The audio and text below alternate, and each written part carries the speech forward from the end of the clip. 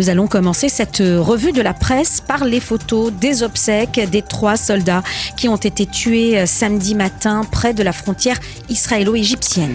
Oui, effectivement, la photo centrale du Yediot Aharonot de ce matin nous montre une soldate de l'unité de Lia Bin-Nun versant des larmes sur sa camarade disparue et le commandant de la brigade de Bardelas tentant de sécher les larmes de cette soldate. Et c'est Ophir Bin-Nun qui, en première page du Yediot Aharonot, prend congé dans la douleur de sa seule et unique sœur. « Je ne t'oublierai jamais, tu fais partie de mon cœur et de mon âme », écrit la jeune Ophir. Le Israël Hayom lui aussi consacre sa manchette à ses obsèques, à ses 3 obsèques et à l'enquête sur les circonstances exactes de l'attaque terroriste. Les résultats de cette enquête seront rendus publics dans une semaine. Selon les premières estimations, des mesures de sanctions vont être imposées à des officiers supérieurs de Tsahal. Plusieurs éditorialistes reviennent sur cet incident grave et meurtrier. Oui, effectivement, dans le Israël Hayom, Avi Cohen explique la problématique des unités combattantes dont l'ennemi le plus dangereux est la rengaine et l'absence de menaces immédiates, comme c'est le cas le long de la frontière de paix entre Israël et l'Égypte. Aucun soldat ne peut rester vigilant en permanence pendant de longs mois, surtout pas lorsque chaque tour de garde dure 12 heures, écrit Avi Cohen. C'est inhumain, donc précise-t-il. Shiri Avitan Cohen, elle, écrit ce matin: malgré la douleur, il y a une consolation dans le fait qu'il y ait une unité de destin qui s'est exprimée hier lors des obsèques des 3 soldats disparus. Et puis il y a aussi dans la presse et les médias des analyses sur la tension entre Jérusalem et Le Caire autour de cette attaque. Oui, pour le professeur Yoram Metal, l'attentat de samedi matin prouve à quel point 44 ans après la signature des accords de paix, des accords de Camp David, la relation entre Israël et l'Égypte est complexe. Et cet attentat intervient dans un contexte particulier dans lequel l'Égypte et l'Arabie Saoudite révisent leurs relations avec l'Iran. Et selon le professeur Metal, il s'agit là d'une conséquence directe de la volonté de l'administration Biden de ne pas s'impliquer dans les affaires proche-orientales, mais aussi d'une conséquence de la tension qui se prolonge entre Joe Biden et Benjamin Netanyahou. Ces changements sont des défis pour les dirigeants israéliens, écrit le professeur Metal ce matin dans le Israël Hayom. Le Maariv lui cite Benjamin Netanyahou qui a affirmé hier qu'Israël était prête à s'occuper seul de toutes les menaces iraniennes. Dans le Haaretz, Amos Harel, le spécialiste militaire donc du Haaretz, écrit que les Égyptiens ont besoin d'une coordination étroite avec l'État d'Israël.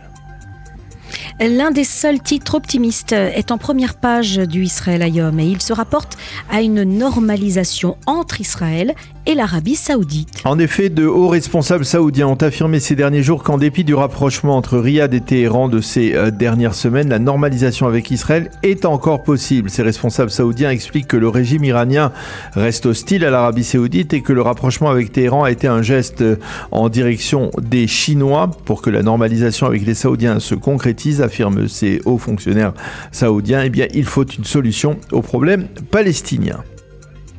Et la manchette principale du Yediot est consacrée à la commission de nomination des juges et au piège que cette commission renferme. En effet, le Yediot Aharonot explique que dans ce dossier qui est central dans la réforme judiciaire, la balle est dans le camp de Benjamin Netanyahou. C'est lui qui doit désormais décider s'il préserve la tradition dans cette commission de nomination et accorde donc un siège à un député de l'opposition, ou bien s'il va à la confrontation en privant l'opposition de ce siège et en risquant de faire voler en éclats les pourparlers à la présidence de l'État. Yariv Levin, le ministre de la Justice, n'aurait pas l'intention de réunir la commission et au sein de l'opposition, Benny Gantz et Yair Lapid semblent opposés à leurs représentants au pourparlers à la présidence de l'État.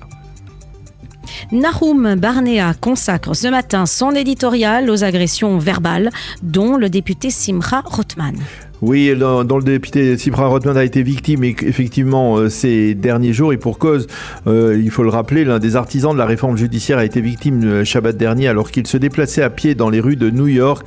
Il a été agressé, on va dire verbalement, par des opposants à la réforme judiciaire. Il a fait montre d'honnêteté intellectuelle, Nahum Barnea, lorsqu'il écrit en première page du Yediot Aharonot ce matin, lorsque les bibistes ont opprimé les membres de la précédente coalition gouvernementale, c'est que cela n'avait rien rien d'une protestation légitime. Ils ont écrit un chapitre des plus sombres dans l'histoire de la démocratie israélienne.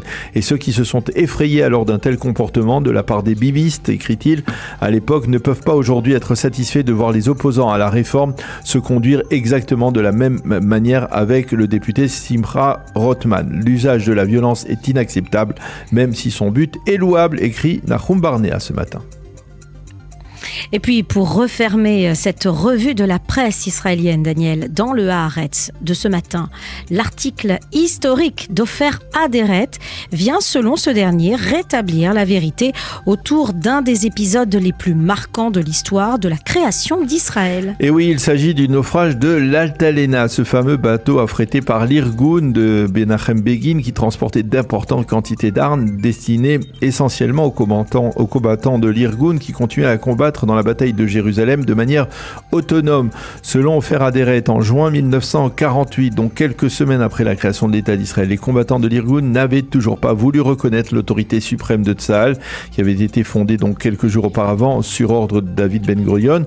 Et selon lui, les combattants n'avaient pas informé les autorités israéliennes de leur arrivée, donc de l'arrivée de ce bateau de l'Altalena avec sa cargaison à bord. Rien à voir, écrit-il, avec le narratif dont la droite nationaliste israélienne nous abreuve depuis 50 ans, écrit donc ce matin Ofer Aderet.